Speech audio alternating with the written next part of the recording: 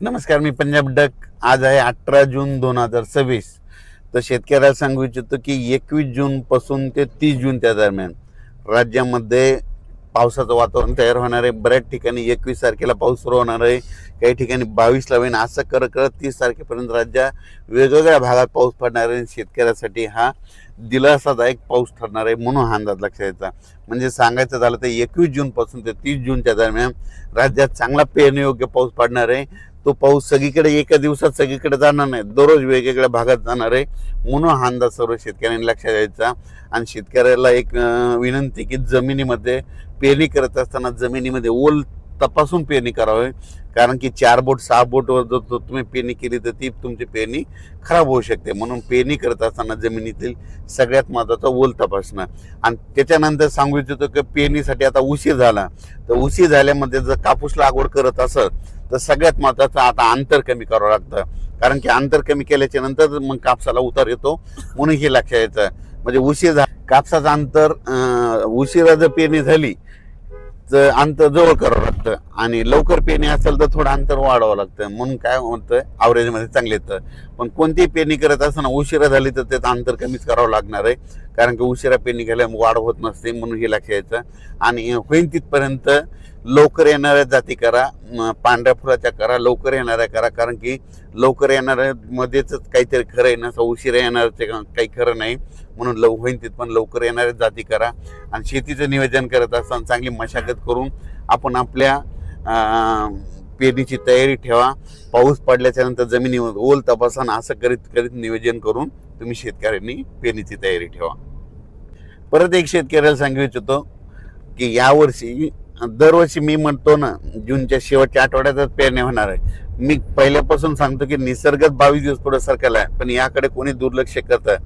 लोक जे अंदाज देत असताना निसर्ग कोणी लक्षात देईना. निसर्ग काय झाला की ऋतुचक्रमान 22 दिवस पुढे सरकलं. थंडी 22 दिवस पुढे सरकली, उन्हाळा 22 दिवस पुढे सरकला, आणि पावसाळा 22 दिवस पुढे सरकला. लहान मुलाला जर विचारलं तर पाऊस कधी येणार, तो म्हणतो 7 जूनला येणार. पण आता भविष्यामध्ये काय करावं लागणार आहे, आता 7 जून ऐवजी आपल्याला दरवर्षी म्हणावं लागणार आहे जूनच्या शेवटच्या आठवड्यात पाऊस येणार आहे आणि पेरणी होणार आहे, असं म्हणावं लागणार आहे. कारण की हे भविष्यात ही परिस्थिती असंच राहणार आहे.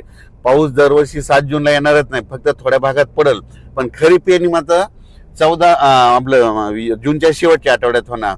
म्हणून म्हणतो आता 2027 बी धरा, 2028 आणि 2029ला तरी तुम्ही काय करा, वाटल्यास आतापासूनच लक्षात ठेवा पेरणी कधी होणार, तर शेवटच्या आठवड्यातच होणार.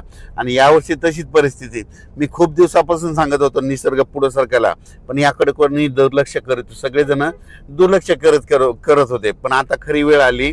आता बघा तुम्ही, दरवर्षी जूनच्या शेवटच्या आठवड्यात पेरणी होणार आहे, म्हणून हा अंदाज लक्ष. एल बद्दल सांगायचं झालं तर एल असो या नसो, दरवर्षी आपल्या महाराष्ट्रामध्ये भारतामध्ये पाऊस येतो तर येतोच, ही गोष्ट लक्षात घ्यायची. तर तुम्ही बघायचं झालं तर बघा, आता 21 तारखेपासून पुन्हा पाऊस सुरू झाला की हे सगळं बंद होतं, एल बंद होतं, सगळंच बंद होतं.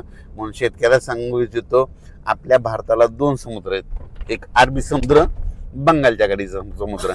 अरबी समुद्रामधून जरी पाऊस नाही आला तर शेतकऱ्यांनी एक तारीख लक्षात घ्या, 20 सप्टेंबर एक कॅलेंडरमध्ये लिहून ठेवा. 20 सप्टेंबरला एक पाऊस येणार आणि शिवाय शेतकऱ्याची ज्वारीची पेरणी करून देणार. म्हणून हे गणित लक्षात घ्यायचं.